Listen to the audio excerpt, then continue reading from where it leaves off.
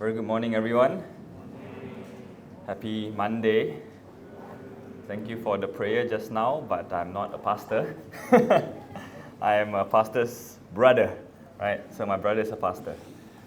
All right, so today my sharing is the topic that I've chosen to speak is cultivating God's blessings, right? So what does this mean? So I'll actually share with you further. All right, anyone knows this world records, Guinness World Records? Yes. Yeah, very, very familiar to all of you, right? Anyone know roughly how many Guinness World Records we have right now? Yes, a lot. How many we have, Guinness World Records? Rough estimation? 12? No, not 12. 10,000? Close. But I believe now we are at reaching about 5,000 plus already. It's 4,000 plus Guinness World Records, right? So come, let me show you some of the people who have actually won these awards. The current world holders, right? Okay, the first one on the top left there. Do you all know who that person is? This one here. I'm sure you know what his world record is, right? If you look at the photo, what's his world record? Yeah, he holds the world's longest record, right, for being underwater. So he's actually Croatian. His name is Vitomir, right? Anyone can guess how long he, to win that world record, how long was he underwater for? 2 hours. Cannot lah, 2 hours. Yeah. 20 minutes, close. Any other answers?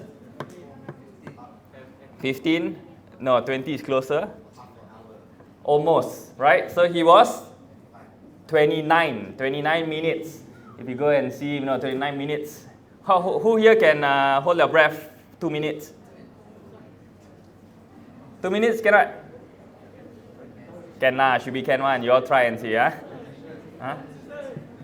Alright, so this guy was underwater for 29 minutes, and then he is the current record holder. Alright, Vitomir, his name is Vitomir. This one over here, anyone know who's this guy? Yeah, I also thought it's an astronaut, but it's not, but he looks like it. Alright, if you look behind of him, that looks like what? Like a helicopter, right? But actually that thing behind him is actually the fastest land car, to drive. So he was the driver and he won the world record for driving the fastest land car. So I believe it was about 400, 500-ish, right? So his name is Andy Green. The bottom left here, who's this guy? Yeah, see, everyone knows, huh? So actually, he also has world records, Guinness World Records. He has a few actually. One of it was he holds the most wins for international men's tournaments. All right, and then on the right here, anyone knows? Her name is Tamara Walcott, right? So she is the world record holder for deadlifting. So she won about 740-ish kilograms. So she deadlifted 740 plus kilograms. All right, so there's one more Guinness World Record holder, this guy. Anyone know what's this guy? Yeah, Usain Bolt, right? So I'm sure you all know what his world record is for. He still holds the fastest 100 meter, which is 9.58. All right. So I want to actually highlight on Usain Bolt, right? So this is what the media actually talks about him when you look into the media. So it says here, Usain Bolt was incredibly talented, possessing a rare combination of natural genetics gifts, like his immense stride length and powerful physique.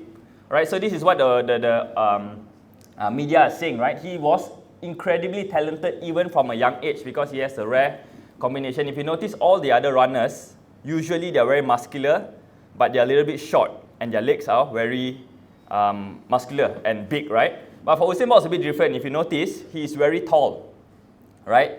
So because of that, when he starts the 100 meter, when you all on your mark, get set, go, right? If you look into his videos, he always will start behind, right? Because his legs is too long. So when he start, if you look at some of the thing like Tyson, what's the other Jamaican runner? I forgot his name already. Johan Blake, right? All of them, when they start, right, they will always beat him one.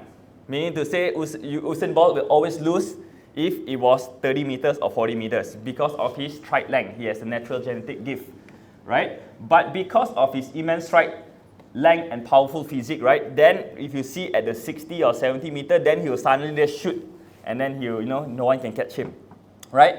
But apart from this is how the media actually continues.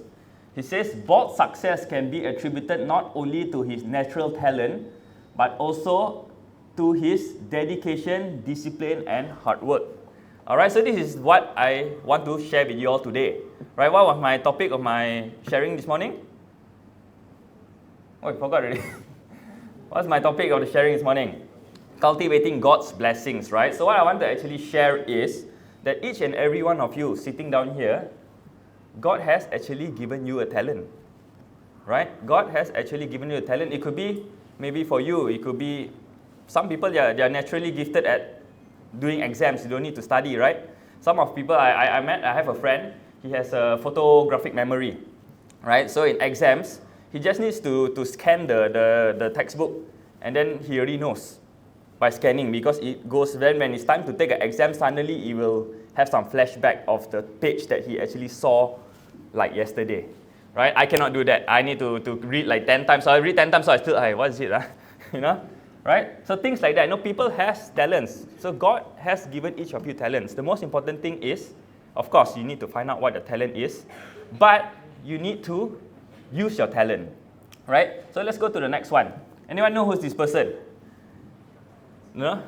Right? So this guy is actually a very, he has retired already. He was a Real Madrid player. His name is Guti. So for those of you football fans, you may know him, but he is, before Cristiano Ronaldo came to Real Madrid. So he was one of the best midfielders in the world at that point of time, between 2005 to 2013 in Real Madrid, right? So you see here, yeah, so this is the year that Cristiano Ronaldo came in. So he actually played together with Cristiano Ronaldo before going to another club and then retiring. All right, so let's see what it says here. Pellegrini is one of the top coaches in football, right? He says, Guti has everything a player wants in terms of ability. He has versatility, vision, balance, and technique. His playmaking is like no other. His vision can split even the toughest of defenses. If a team needs a style of playmaking which could increase width and exploit many parts of the pitch, then Guti would be a great addition. So he is one of the best midfielders, even one of the best coaches in football, right? Is praising him. He didn't even, coach this person, but he is praising him, right? So it sounds good, right? This player, Guti, you say even your own best coaches in the world telling you this player you need to get on your team. It's really, really good. All right? But let's see how his career actually ended.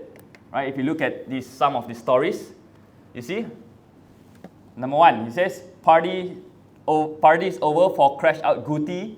Guti crashes car, attacks cameraman, charged with drunk driving.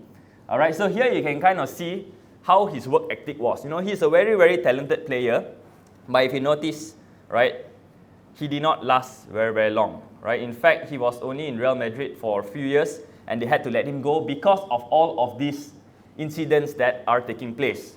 Meaning to say, he will skip training, he will come late for training, he will go out partying at night, and then he will get drunk, and then you see what happened, he actually crashed, and then he attacked the cameraman that caught him drunk driving. Right? So what I'm trying to say here is, everyone has talents, right? Everyone has God-given talents. But if you do not use it, you do not nurture it with discipline and hard work, right? Eventually, that talent will actually fade. All right? So I just want to share. This is taken from the Bible, right? Matthew chapter 25. So this is a story about, a ruler. He was about to go out, to go off for a while, right? So he actually gave 3 of his servants talents, right? Talents, or in other words, like gold, right? So he gave the first one 5, right? He gave the second one 2, and then he gave one. All right? He just gave, and then he said, please take care of it. I'm going to go away for some time. He didn't mention how long, and then I think he didn't even mention that he'll be coming back. All right, so he just say, okay, here's the talents, you go and do what you plan to do with it. And then he left, right? So in the story, oh, sorry, I didn't edit in. So basically what happened was, the first servant, right, he had 5 talents, and then he took that 5 talents and invested the talents, right? So from 5 talents, he invested the talents, and then he got back another 5. So he got back 10 talents, right? The second one, the second servant, he had 2 talents.